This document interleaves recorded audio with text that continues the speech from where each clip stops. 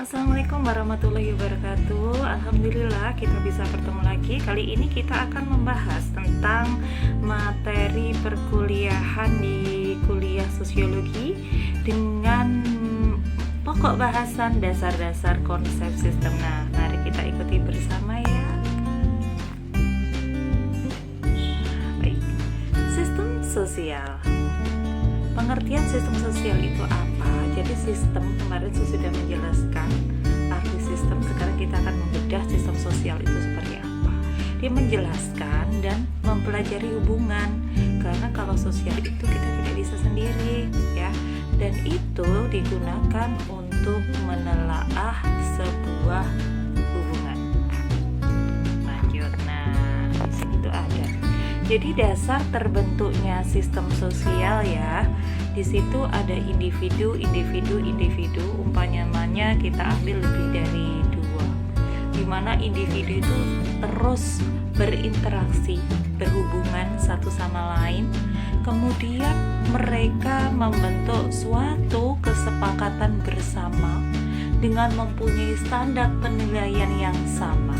Nah, kesepakatan bersama dan standar penilaian inilah yang akhirnya menjadi pedoman yang ada di suatu kelompok masyarakat yang dinamakan sebagai norma sosial. Baik, lanjut ya.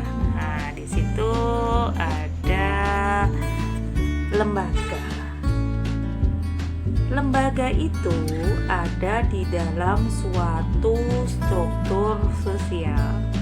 Nah, suatu struktur sosial itu ada di dalam sebuah sistem sosial. Jadi dalam sebuah sistem itu ada strukturnya, ada lembaganya.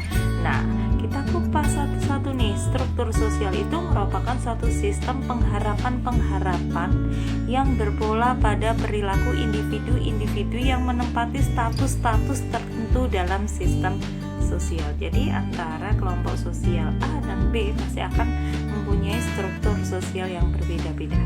Lembaga, yaitu selama sekelompok peran tersebut penting secara strategis bagi sistem sosial, kompleks pola-pola yang mendefinisikan perilaku yang diharapkan di dalam peran-peran itu disebut sebagai suatu lembaga. Ya, betul sekali. Jadi di dalam sistem sosial ada struktur-struktur sosialnya dan ada lembaga-lembaganya di dalam sebuah sistem itu. Gitu ya. Next. Fungsi sistem sosial menurut Hamilton itu ada banyak sekali ya. Pertama, kalau kita lihat dari fungsi pemeliharaan pola, mengacu pada keharusan mempertahankan stabilitas pola-pola budaya yang terlembaga. Dalam hal ini, fungsi esensialnya adalah pemeliharaan pada tingkat kultural, jadi tingkat budayanya, stabilitas nilai-nilai terlembaga melalui proses-proses yang mengartikulasi nilai-nilai dengan sistem kepercayaan, yaitu keyakinan-keyakinan agama, ideologi, dan semacamnya. Kita banyak sekali ya menemukan kelompok-kelompok sosial atau sistem-sistem sosial, misalkan di daerah Jawa, di Kalimantan, di Jawa, di dalamnya juga ada banyak sekali.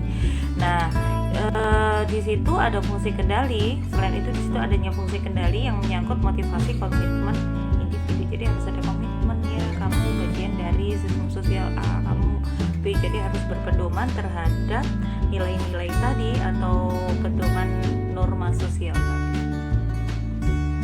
Nah, ini kalau kita lihat secara fungsi pencapaian tujuannya, yaitu fokusnya hubungan sebagai suatu sistem terhadap kepribadian dan individu-individu peserta. Kalau tadi tentang budaya, sekarang terhadap kepribadian anggotanya.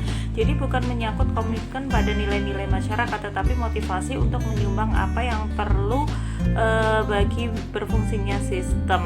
Sumbangan-sumbangan ini berbeda menurut kedaruratannya. Jadi kepribadiannya atau sumbangan-sumbangan ide-idenya akan seperti itu.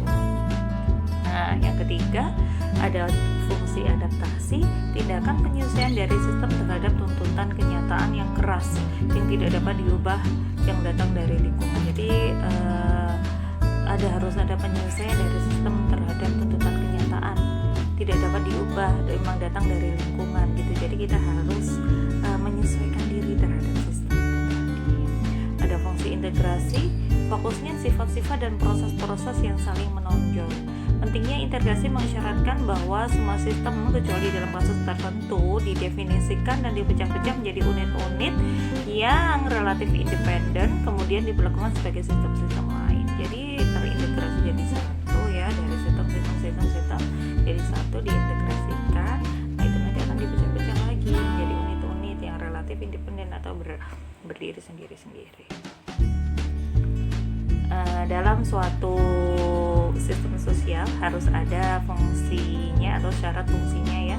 Jadi mereka harus mempunyai keyakinan atau pengetahuan bersama. Mereka harus mempunyai perasaan yang sama.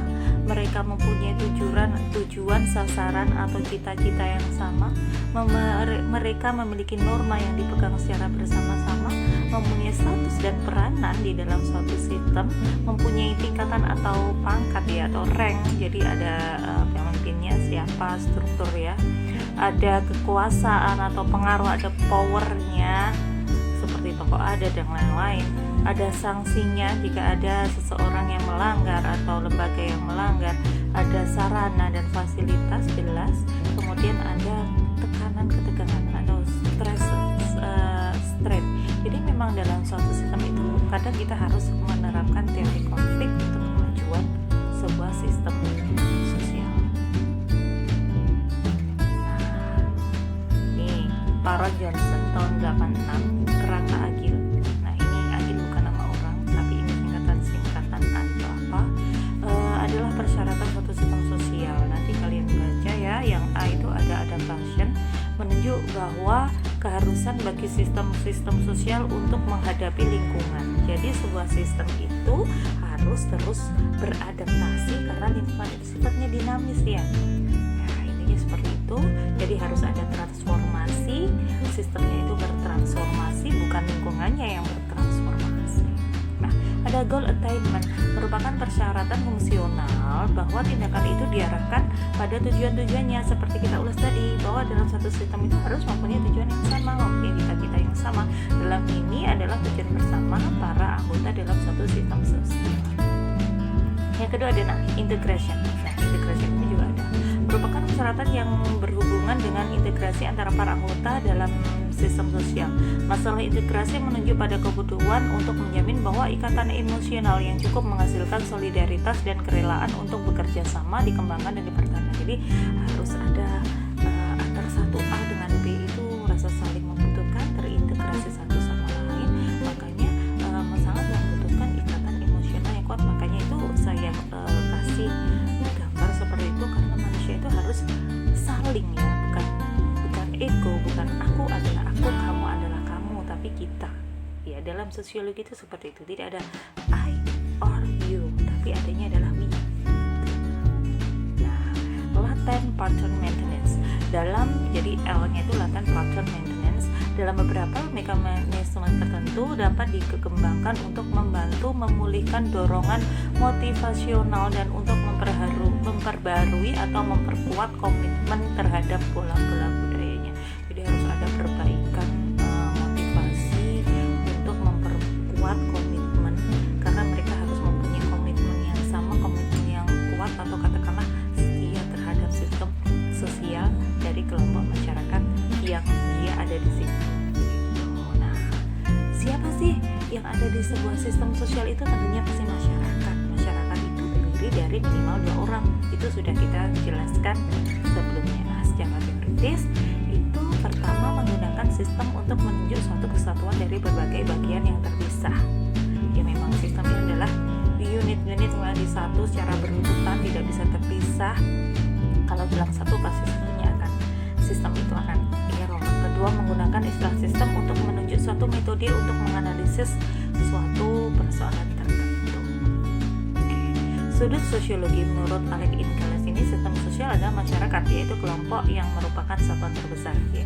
Jadi di dalam sebuah masyarakat itu pasti ada kelompok-kelompok masyarakat.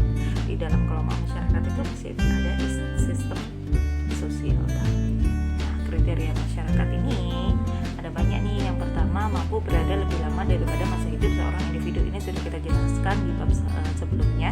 Kemudian kemudian merekrut anggota barunya, karena sebuah sistem memang harus gitu, kelanggengannya harus ada, regenerasinya juga harus ada, kemudian bersatu dalam memberi kesetiaan. Tadi juga sudah ada motivasi dalam setia, ikatan emosional untuk bersama-sama melanggengkan sebuah sistem sosial itu harus ada. Yang keempat, sistem tindakan yang biasanya diwujudkan oleh suatu kelompok yang mempunyai hubungan sosial timbal balik. Aktif langgeng itu harus ada tindakan sosial timbal balik, tidak ada I or you, adanya ya kan. Nah, itu tadi ya hasil presentasi saya tentang sistem sosial. Mari kita diskusikan bersama, semoga bermanfaat. Sedikit saya akan dipercepat karena kita agak panjang nanti di forum diskusi atau model yang telah tentunya. Ada kurang lebihnya dari saya mohon maaf. Semoga bermanfaat, semoga sehat selalu, dan wassalamualaikum warahmatullahi